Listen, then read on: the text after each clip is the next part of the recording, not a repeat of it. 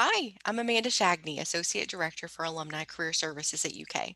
And today I'm joined by UK alumna Liz Toombs. Welcome, Liz. So glad you're here. Thanks for having me, Amanda. It's always fun to do something like this. We're grateful for you. Let's jump into it. Tell us a little bit about your career path since you graduated from UK. Oh, okay. Well, always knew I wanted to land in doing something with interior design and decorating. I just didn't know how I was going to go about that. So I was a merchandising major at UK, merchandising apparel and textiles. And when I got out of school, I went into sales for a countertop manufacturer, which seems, kind of obscure. And a lot of people try to shy away from sales once they graduate because they don't like the idea of putting themselves out there. And I didn't love the idea either, but I took the opportunity and gave it a try. And then from there, I went to work for one of my customers. I worked with a lot of homeowners, contractors, and interior designers. So I built a good relationship with one of my customers. She had a decorating franchise that she owned here in Lexington. And I was able to move on and take a job with her and do some more formal training. And once the recession hit, that took made the business, I guess, take a beating a little bit. And so she decided to close up and go back out west where she was from. And so then that was my opportunity to start my own company. And that was Nice. in 2009. Wow, it must be great to be your own boss. Yeah. It is, like everything, it has its challenges, but it definitely has its perks. And but it can be really rewarding too. Absolutely. What are some major lessons that you've learned so far in your career? Oh gosh. I think one thing that really stands out to me is I always made the assumption that if you were a business owner or if you were someone in a leadership position within a company, you just knew what you were doing, right? You had Mm, all of the knowledge, all of the skills, and you just knew it. Like it just was innate with you, and that's why you had the job, and that's how you did it.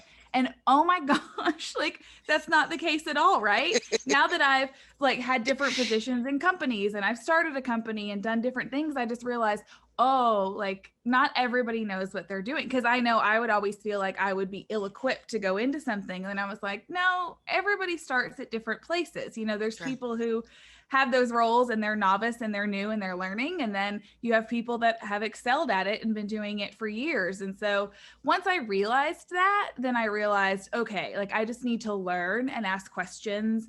And I'm just like everybody else that's just trying to figure it out as you go. Great. So the learning continues even after your undergrad studies. Oh my gosh, does it ever? It's different. Like no one's giving me a test and I don't have to give a report on it, but I certainly have to continue to learn or I become very stagnant in as a business owner and as an interior decorator. Absolutely. Is there anything that you wish you had known earlier in your career? Hmm, I think that's I think that mostly just that, how important continuing to learn was going to be. That Mm, was a pretty key thing for me. sure. And then talk a little bit about how your degree, your undergraduate studies, merchandising, textile, apparel, Mhm. how that really connects to your daily work. Well, it's in several ways. So the first way is obviously I'm in a tactile industry. So I'm always dealing with fabrics, finishes, different materials.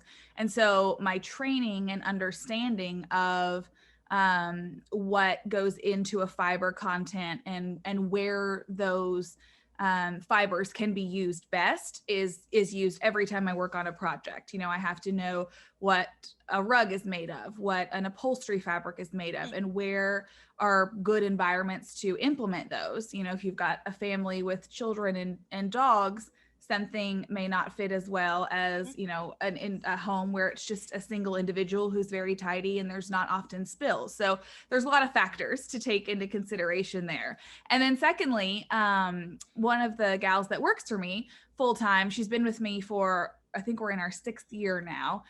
She came from the merchandising apparel and textiles program as nice. well. And so kind of in an indirect way, we're always talking about that or that link is always there, I should say. Yeah, I heard you also hire UK interns sometimes too.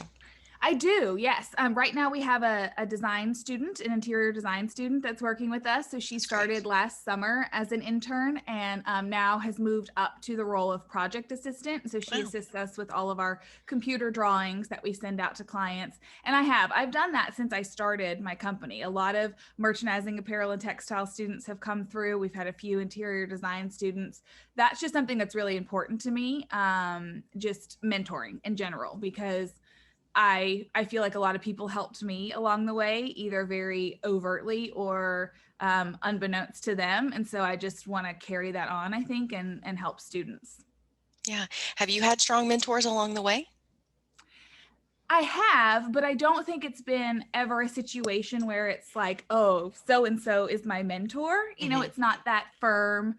That And so I formal, think that's maybe. important for people to understand is that, you may have mentors that they may not know that that's what they're doing for you. And, Hmm. or right now, you may not understand that that is the role that they're playing. It may be later in life that you look back and think, oh, that person was a great mentor to me.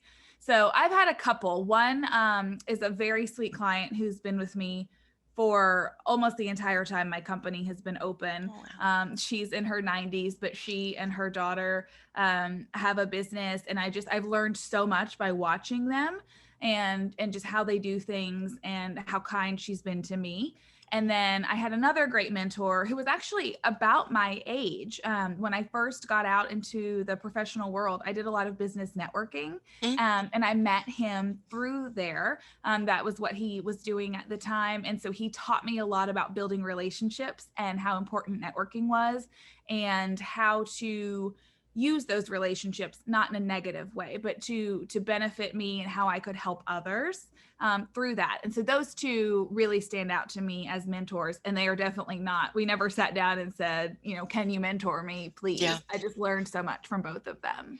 So many think that mentoring relationship is contracted in some way, like verbally, like, will you be like asking someone, like, will you be my mentor? Like, it just Mhm. happens informally. Yes, I think it would be more awkward and potentially stunt the relationship if you Sure. formally said, "Will you be my mentor?" Because then you're putting a lot of pressure on someone just mentally, like, "Oh gosh, like I don't know if I have information to share with you," or it just would become odd. Yeah. And it's so much easier to say, I value your advice as a professional. If you were in this situation, what would you do? Mhm. Mhm. Absolutely. Now, thinking back on your career, have you had any career defining moments or just pivotal times in your career? I have, yes. I have a unique niche within our industry in that Mm. we focus on doing redecorating or renovations, new construction with sorority and fraternity houses. Okay. And so I remember I was able to do a fraternity project at UK's campus, and That's then fine. next summer did a women's facility on campus, and then realized that there was this whole world and network in the Greek industry that I didn't even know about. And so I was able to make some connections.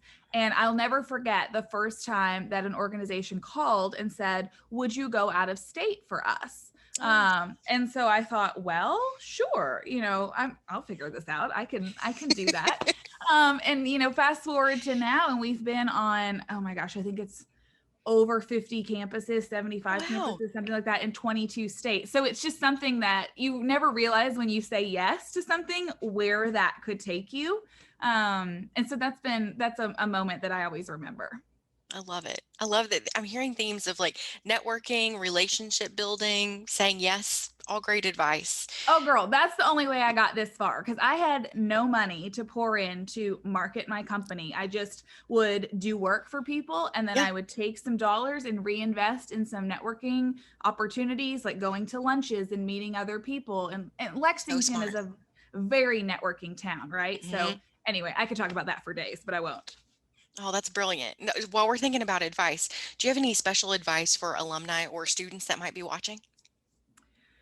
Oh, you know, I almost think advice is changing right now, given how business is changing and we're not Sure. all out there meeting each other quite as often. And so I found myself taking the concepts that I would use in networking in person and meeting individuals in person and trying to translate those to online, like specifically LinkedIn, and then my accounts for the business on Facebook and Instagram. So I think I would just tell them like to continue to stay connected to people, because again, you just don't know where that could lead down the road. And while you may not physically be able to be with folks right now, or we're slowly opening back up, then that's just a way to stay in the forefront of people's mind if you're looking for a job, or just trying to learn about the industry in which you're studying.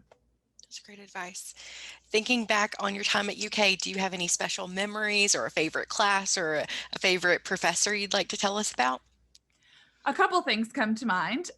First was, and I am totally blanking on the name of the class, so forgive me, but Elizabeth Easter, Dr. Easter taught the class, and we had a giant 3-ring binder where we had all of these different fibers and we learned everything about them. And that class always stands out to me because it's been such a foundation for what I'm doing now. But I'll tell you, I kicked myself because I remember exactly when I moved out of my apartment when I was graduating, I was like, I'll never need this binder again. And I threw it away. And I would pay money to a student. If you're watching and you're in that class Keep and your you have a binder. binder, and you took good notes, more importantly, I would genuinely pay for that to have it on hand because there's just some things that leave you over time. And that would be incredibly helpful to have. That's awesome. We'll be sure to tag the school so that they can share that Yes, feedback with the please do. students. I mean, this is vital to me. So yeah, but that's a key thing that stands out. I had a really good advisor who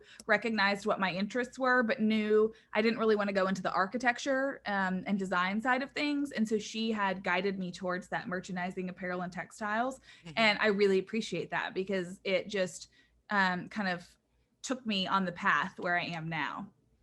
UK really prides itself on great student services, and I really think that UK does a fantastic job with it.